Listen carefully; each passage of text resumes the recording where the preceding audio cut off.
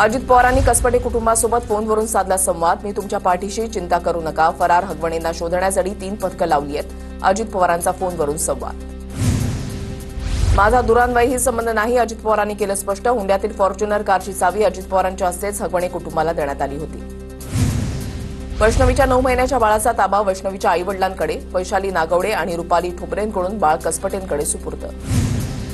अज्ञातानं call केला आणि बाणेरच्या महामार्गावर बाळाला आणून दिलं. आरोपींना लवकरात लवकर ताब्यात घ्यावं, वैष्णवीच्या काकांची मागणी.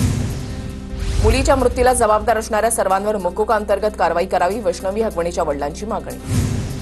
वैष्णवीचा मृत्यू हा हुंडाबळीचा प्रकार. लग्नाच्या बैठकीतही फॉर्च्युनर गाडीची मागणी केलेली, वैष्णवीच्या मामांचा आरोप.